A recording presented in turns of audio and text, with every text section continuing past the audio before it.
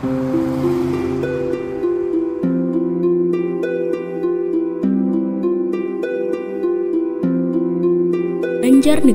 menjadi kabupaten yang menarik perhatian berbagai kalangan masyarakat.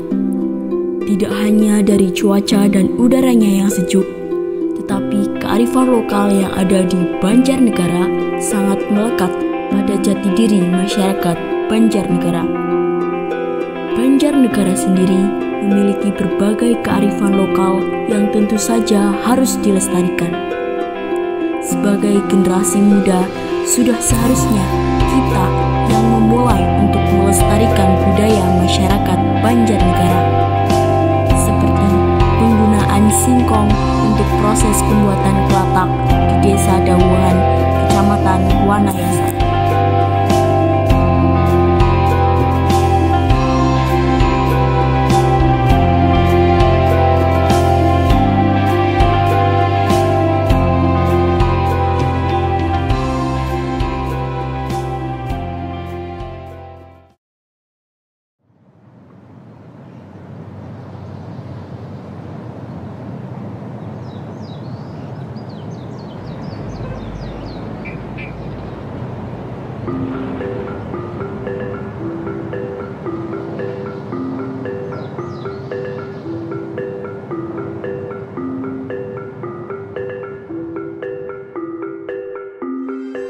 Perkenalkan, nama saya Tumiati, umur saya 35 tahun. Saya tinggal di Desa Dawuhan, RT 2, RW 2, Kecamatan Wanayasa, Kabupaten Banjarnegara. Untuk profesi saya sehari-hari yaitu saya membuat kelatak khas Dawuhan. Jadi saya ingin meneruskan usaha orang tua saya dan juga ingin memperkenalkan kelatak khas Dawuhan itu agar bisa diketahui oleh masyarakat luas. Seperti itu. Untuk awal pembuatan kelatak ini, dulu orang tua saya memulai usaha kelatak tahun 2002, kemudian beralih ke saya tahun 2020. Saya melanjutkan karena orang tua saya sudah sepuh. Kelatak itu sebenarnya adalah makanan yang terbuat dari singkong. Kemudian kenapa bisa namanya menjadi kelatak? Karena ketika dimakan itu ada bunyi khas, yaitu kletuk-kletuk seperti itu. Jadi akhirnya muncullah nama yaitu kelatak seperti itu. Kenapa kelatak itu bisa ada di mana-mana? Karena memang kelatak itu kan bahan bakunya dari singkong, dan singkong itu juga termasuk bahan baku yang mudah didapat ya di berbagai macam daerah, itu hampir di wilayah Banjarnegara itu ada. Jadi kenapa kelatak itu bisa ada di hampir di beberapa tempat ada kelatak ya seperti itu. Untuk kelatak Dawuhan itu khasnya yaitu dia tidak hanya terbuat dari singkong tapi ada campuran tempe, jadi dia mempunyai rasa khas perpaduan antara singkong dan tempe. Iya. Untuk bahan-bahannya itu singkong yang sudah diparut, kemudian diperas airnya, kemudian diayak supaya menjadi tepung singkong, menjadi butiran-butiran yang halus. Kemudian nanti ditambahkan bahan-bahan yang lain seperti bumbu. Bumbu halus itu terdiri dari bawang putih, ketumbar, dan kencur. Terus setelah ditambahkan bumbu halus, kemudian tambahkan kunyit bubuk sebagai pewarna kuningnya, kemudian irisan daun bawang kucai itu untuk aromanya. Kemudian setelah bumbu masuk, kita tambahkan air panas, kita tuang air panas sambil diaduk-aduk. Setelah menjadi adonan yang kalis dan sudah bisa dibentuk, kita tambahkan potongan tempe yang sudah dipotong kecil-kecil, kita tambahkan ke adonan, kita aduk lagi. Setelah itu siap untuk digoreng. Untuk kelatak itu ada beberapa jenis, jadi ada kelatak pasah, ada kelatak wajan, ada kelatak original. Nah, kebetulan yang saya buat itu adalah kelatak wajan. Dari awal sampai akhir ya. Kalau untuk dari kupas kemudian diparut, itu mungkin tergantung jumlahnya bahan ya, jumlah bahan yang dibuat. Kalau hanya sedikit sih mungkin sekitar 1 jam itu sudah bisa ya, kita sudah bisa membuat kelatak dengan ukuran yang sedikit ya, jumlah yang sedikit. Untuk kisaran harga berarti kalau singkong itu kalau yang sudah diparut itu harganya berarti sekitar 6.000, itu setelah menjadi singkong yang sudah siap untuk diayak. Kemudian untuk bumbu-bumbu sekitar 5.000.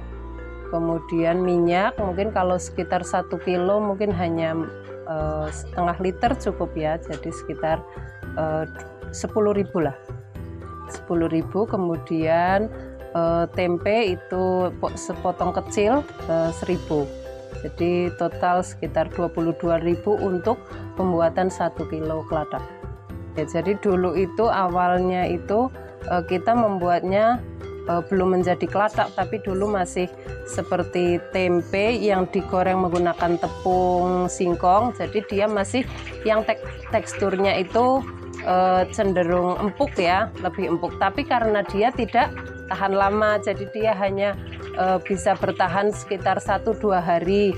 Kemudian bagaimana caranya agar dia itu bisa dinikmati oleh orang yang jauh seperti itu. Terus akhirnya bagaimana kalau si makanan itu kita pipihkan. Jadi dulu yang awalnya kita hanya cemplung-cemplung saja ke kuali, kemudian kita pipihkan dulu di samping-sampingnya kuali. Akhirnya dia bentuknya jadi lebih tipis.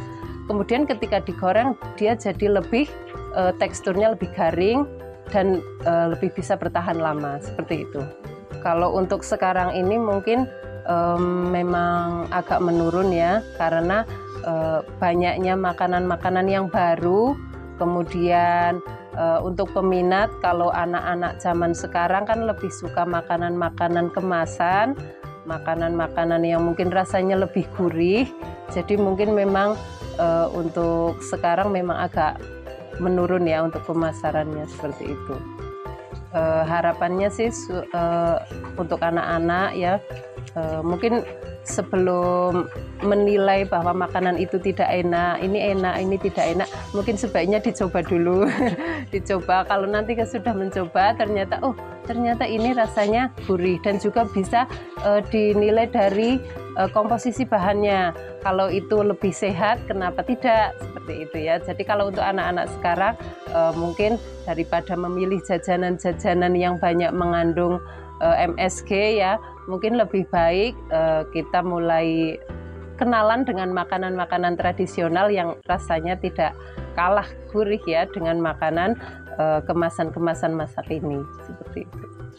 Ya, jadi harapannya sih mudah-mudahan anak-anak zaman sekarang bisa ikut melestarikan ya, bisa ikut melestarikan makanan-makanan khas di Banjarnegara supaya tidak hilang dan tidak tergantikan dengan makanan-makanan dari daerah luar ya, seperti itu.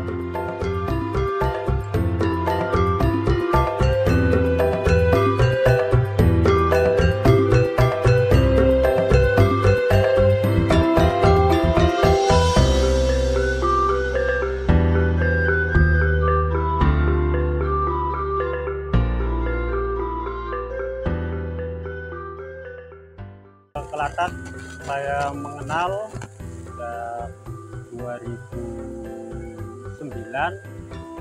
Dulu memang ada, itu kan sudah melalui berbagai semacam kayak perubahan-perubahan. Jadi dulu kelatak ada tapi tidak bentuknya, kalau sekarang kan tipis. Itu dulu kelatak agak tebal, itu sekitar sebelum tahun 2000-an lah.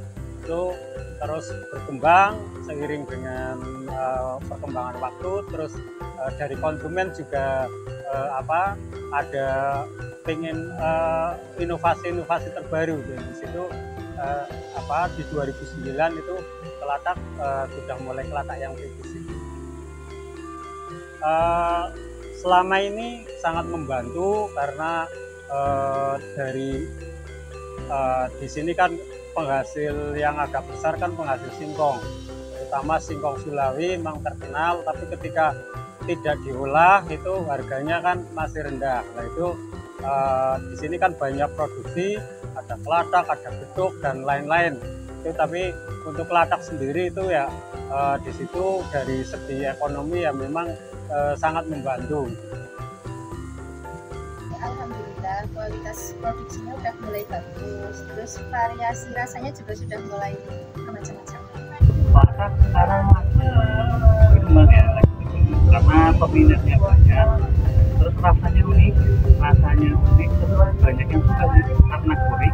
Kan rata-rata orang Indonesia kan banyak yang senang gurih. Nah biasanya yang gurih-gurih itu ada banyak yang laku. Terus sekarang di Garut ini lagi berkembang banget karena banyak wisatawan yang ke Dieng. Nah ke Dieng biasanya kalau ke acara wisata gitu biasanya nyari yang khas. Nah di Karangkobar khasnya kelatak macam-macam. Ya, terima kasih dari Kelatak dan Jauhan pun ada. Semoga yang mau pesan-pesan Jauhan Kelatak Jos. Jauhan Jos.